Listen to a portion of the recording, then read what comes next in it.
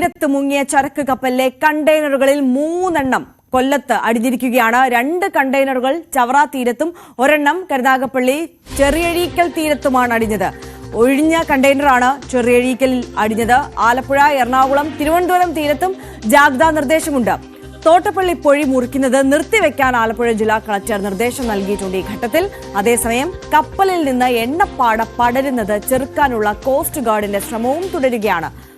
640 കണ്ടെയ്നറുകളിൽ 13 എണ്ണത്തിൽ ഹാനികരമായ വസ്തുക്കളും 12 എണ്ണത്തിൽ കാൽസ്യം കാർബണൈഡും ഉണ്ട് എന്നാണ് അധികൃതർ പങ്കുവയ്ക്കുന്ന വിവരം.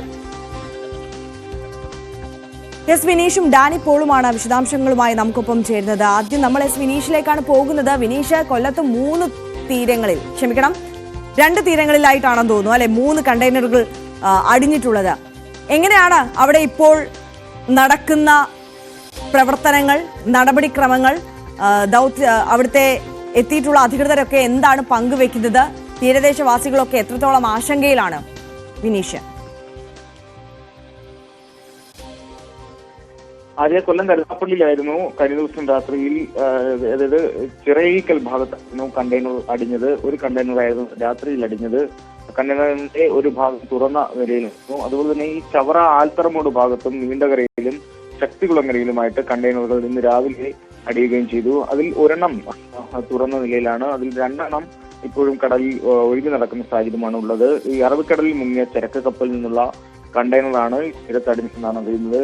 കോസ്റ്റൽ പോലീസും അതുപോലെ തന്നെ കൊല്ലം കളക്ടറും റവന്യൂ അധികൃതരെല്ലാം തന്നെ കഴിഞ്ഞ ദിവസം രാത്രിയിൽ ഈ കരുനാഗപ്പള്ളിയിൽ എത്തുകയും പരിശോധന നടത്തുകയും ഒക്കെ ചെയ്തിരുന്നു. കൊച്ചി ഭാഗത്ത് മുങ്ങിയ കപ്പലിലെ കണ്ടെയ്നറുകൾ തന്നെയാണിതെന്നുള്ള നിഗമനത്തിൽ എത്തുകയും ചെയ്തു.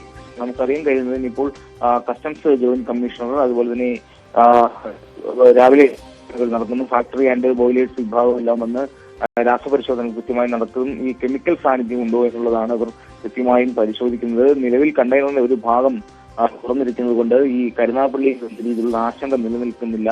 ഇതിൽ നിന്ന് കെമിക്കൽ ചോർന്നിട്ടുണ്ടോ എന്നതും കൃത്യമായി തന്നെ അവർ പരിശോധിക്കുന്നുണ്ട്. കൊല്ലം കരുനാഗപ്പള്ളി ചെറിയഴീക്കൽ തീരത്തായിരുന്നു കഴിഞ്ഞ ദിവസം കണ്ടെയ്നർ അടിഞ്ഞത്. കണ്ടെയ്നറുടെ അടുത്തു നിന്നും 200 മീറ്റർ അകലം പാലിക്കണം എന്നുള്ളൊരു നിർദ്ദേശത്തെ തുടർന്ന് സമീപത്തു നിന്നും 5 കുടുംബങ്ങളെ കഴിഞ്ഞ ദിവസം രാത്രിയിൽ തന്നെ സുരക്ഷിത സ്ഥലത്തേക്ക് മാറ്റി പാർപ്പിച്ച ഒരു സാഹചര്യം ഉണ്ടായിരുന്നു.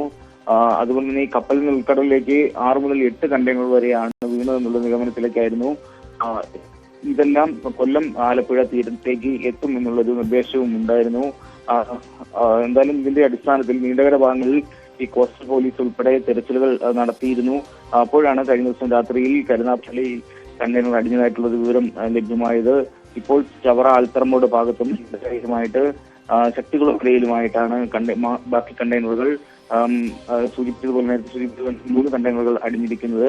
ചരക്ക് കപ്പലിൽ തീരത്ത് അടിഞ്ഞത് കണ്ടാൽ തുടരുമെന്നുള്ള ഒരു മുന്നറിയിപ്പ് അധികൃതർ നൽകിയിരുന്നു. അതുപോലെ തന്നെ 112 എന്ന നമ്പറിലേക്ക് വിളിച്ചറിയിക്കണമെന്നും ദുരന്ത നിവാരണ അതോറിറ്റി ഒരു മുന്നറിയിപ്പ് പൊതുജനങ്ങളിലേക്ക് എത്തിയിരുന്നു. കൂട്ടം കൂടി നിൽക്കരുതെന്നുള്ളൊരു അറിയിപ്പുണ്ടായിരുന്നു. ഇതെല്ലാം കൃത്യമായി തന്നെ പാലിക്കുന്നുണ്ട്. എല്ലാവരെയും സുരക്ഷിത ഇടങ്ങളിലേക്ക് മാറ്റിയപ്പോൾ പരിശോധനകൾ നടത്തുന്ന ഒരു സാഹചര്യമാണുള്ളത്. മലിനീകരണ നിയന്ത്രണ ബോർഡും പോലീസും കോസ്റ്റ് ഗാർഡും ആവശ്യത്തിനുള്ള നിർദ്ദേശങ്ങൾ നൽകി പരിശോധന നടന്നു വരുന്നുണ്ട്. ആര്യ, തീർച്ചയായും എസ് വിനീഷാണ് വിവരങ്ങൾ നൽകുന്നത്. ചവറ തീരത്ത് 2 കണ്ടെയ്നറുകളും കരുനാഗപ്പള്ളി ചെറിയഴീക്കൽ തീരത്ത് 1 കണ്ടെയ്നറുമാണ് അടിഞ്ഞിട്ടുള്ളത്. അവിടെ വേണ്ട വിധത്തിലുള്ള പരിശോധനകളും മുന്നൊരുക്കങ്ങളും ഒക്കെ നേരത്തെ തന്നെ കോസ്റ്റ് ഗാർഡിന്റെ അടക്കം നേതൃത്വത്തിൽ നടന്നു വരികയായിരുന്നു. കാരണം ദുരന്ത നിവാരണ അതോറിറ്റി വളരെ നേരത്തെ തന്നെ മുന്നറിയിപ്പ് നൽകിയിട്ടുണ്ടായിരുന്നു. കൊല്ലം ആലപ്പുഴ തീരത്തേക്ക് ഈ കണ്ടെയ്നറുകൾ എത്താനുള്ള സാധ്യതയാണ് ഉള്ളത് എന്നുള്ളത്. ആ നിഗമനങ്ങൾ ശരിവെക്കുന്ന തരത്തിലാണ് ഇപ്പോൾ കൊല്ലത്തേക്ക് 3 കണ്ടെയ്നറുകളാണ് എത്തിയിട്ടുള്ളത്. അതിൽ ഒരെണ്ണം ഒഴിഞ്ഞ കണ്ടെയ്നർ ആയിരുന്നു. മറ്റ് 2 കണ്ടെയ്നറുകളിൽ ഉള്ള രാസ സാന്നിധ്യം അടക്കം പരിശോധിക്കേണ്ടതുണ്ട്. എന്തായാലും ചെറിയഴീക്കലിൽ നിന്ന് 5 കുടുംബത്തെ ഇപ്പോൾ മാറ്റി സുരക്ഷിത സ്ഥാനങ്ങളിലേക്ക് മാറ്റി പാർപ്പിച്ചിട്ടുണ്ട്. അതീവ ജാഗ്രതയിലാണ് തീരദേശമുള്ളത്. തിരുവനന്തപുരം ജില്ലയിൽ അടക്കം തീരദേശത്തൊക്കെ വലിയ ജാഗ്രതാ നിർദ്ദേശമൊക്കെ നൽകുന്നുണ്ട്. നമുക്ക് കൊച്ചിയിലേക്ക് കൂടി ഒന്ന് പോകാം. ഈ കപ്പലിൽ നിന്ന് എണ്ണപ്പാട പടരുന്നത് ചെറുക്കാനുള്ള കോസ്റ്റ് ഗാർഡിന്റെ ശ്രമം അവിടെ തുടരുകയാണ്. 640 കണ്ടെയ്നറുകളിൽ 13 എണ്ണത്തിൽ ഹാനികരമായ വസ്തുക്കളും 12 എണ്ണത്തിൽ കാൽസ്യം കാർബൈഡും ഉണ്ട് എന്നുള്ളതാണ് അധികൃതർ പങ്കുവെക്കുന്ന വിവരം. ഡാനി പോൾ ഉണ്ട് കൊച്ചിയിൽ നിന്ന്. ഡാനി, എന്താണ് സാഹചര്യം? ഈ കാൽസ്യം കാർബൈഡ് ഒക്കെ വെള്ളവുമായി ചേർന്ന് കഴിയുമ്പോൾ ഗുരുതരമായ പ്രശ്നങ്ങളൊക്കെ ഉണ്ടാകുമെന്നാണ് പല വിദഗ്ധരും കഴിഞ്ഞ ദിവസങ്ങളിലൊക്കെ തന്നെയും ചൂണ്ടിക്കാണിച്ചത്. എത്രത്തോളം ഗുരുതരമായ ഒരു സാഹചര്യമാണ് നമുക്ക് മുന്നിലുള്ളത്?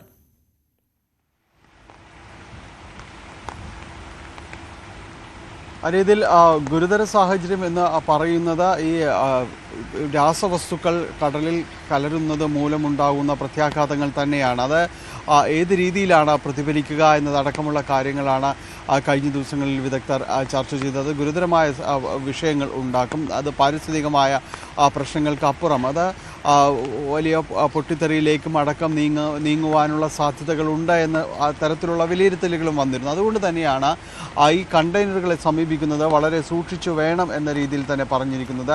കാരണം ഇത് ഹാനികരമാകുന്ന വസ്തുക്കൾ, അത് ഏതാണ്ട് 13 കണ്ടെയ്നറുകളോളം തന്നെ അത് ഈ രീതിയിൽ ഉള്ളതാണ്. ഒരു കണ്ടെയ്നർ ഏതാണ്ട് 22 ടണ്ണോളം അതിന് ഭാരവും വരും. അപ്പോൾ ഇത് വളരെ സൂക്ഷിച്ച് കൈകാര്യം ചെയ്യുക എന്നത് മാത്രമാണ് വിദഗ്ധർ തന്നെയാണ് ഇതിൽ നേരിട്ട് ഇടപെടേണ്ടതും അത് നിയന്ത്രണ വിധേയമാക്കേണ്ടതുമെല്ലാം അവർ തന്നെയാണ്. അതുകൊണ്ടാണ് ആളുകളോട് ഈ രീതിയിലേക്ക് കാര്യങ്ങൾ വളരെ എളുപ്പം എന്ന രീതിയിലേക്ക് ആരും തന്നെ കാര്യങ്ങൾ കാണേണ്ടതില്ല എന്ന് പറയുന്നത്.